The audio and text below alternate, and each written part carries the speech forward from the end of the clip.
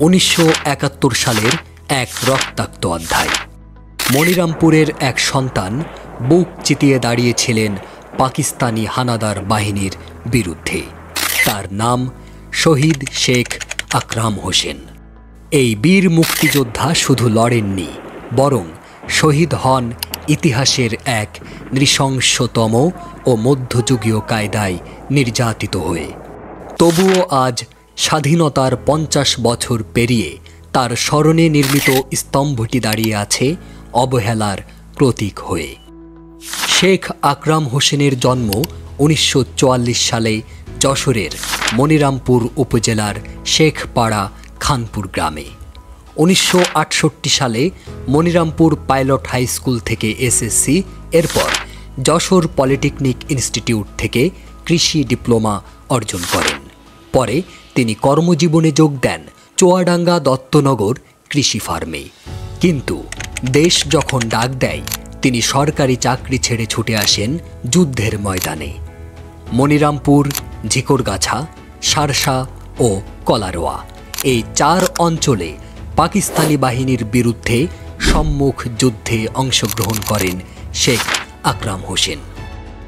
তার বীরত্ব ছিল লক্ষণীয়, তার সাহস ছিল দুর্দান্ত, কিন্তু শেষ পর্যন্ত তিনি ধরা পড়েন এক বিশ্বাসঘাতক চক্রান্তে। পাকিস্তানি বাহিনী গোপন তথ্যের ভিত্তিতে তাকে তার বাড়ি থেকে ধরে নিয়ে আসে। নরঘাতক জল্লাদ মেহেরের সহায়তায় রাজগঞ্জ সড়কের পাশে তাকে দিয়ে নিজ হাতে কাটা বাঁশে খুঁটি পোতানো হয়। সেই খুঁটিতেই তাকে ঝুলিয়ে শুরু হয় বর্বর নির্যাতন। তিনি যখন পানি চান, তখন তার মুখে মূত্র ঢেলে দেওয়া হয়। এই নির্মমতার কাহিনী শুধু মনিরামপুর নয়, পুরো মুক্তিযুদ্ধের ইতিহাসে এক নিষ্ঠুরতম অধ্যায়। শহীদ আকরামের নিথর দেহ 2 দিন ঝুলেছিল সেই খুঁটিতে। তারপর তার মায়ের আকুতি আবেদনে তাকে গ্রামের পেছনে কবরস্থ করা হয়। এই শহীদের স্মৃতিতে 2022 সালের 29 মার্চ স্বাধীনতার সুবর্ণ জয়ন্তীতে তার নামে স্মৃতিস্তম্ভ নির্মাণের উদ্যোগ নেওয়া হয়। এই মহৎ প্রয়াসে তাহিরপুর গ্রামের নূর গাজী দান করেন 2 শতক জমি।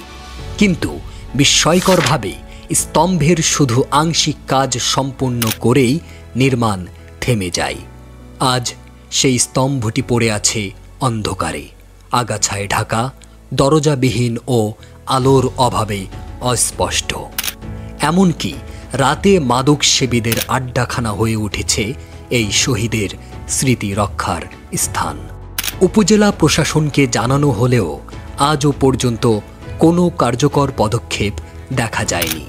প্রশাসনিক নীরবতা যেন আরও একবার হত্যা করছে এই শহীদকে। স্থানীয় গণ্যমান্য ব্যক্তিবর্গ ও সাধারণ মানুষ এই অবহেলিত অবস্থায় ক্ষুব্ধ ও গভীরভাবে উদ্বিগ্ন। তাদের দাবি একটাই, বীর শহীদ আকরাম হোসেনের স্মৃতি রক্ষায় দ্রুত এবং কার্যকর সংস্কার হোক। এই স্মৃতিস্তম্ভ শুধু একটি মনুমেন্ট নয়, এটি আমাদের ইতিহাসের সাক্ষী। শহীদ শেখ আকরাম হোসেন ছিলেন একজন মুক্তিযোদ্ধা এবং শেষ পর্যন্ত একজন শহীদ।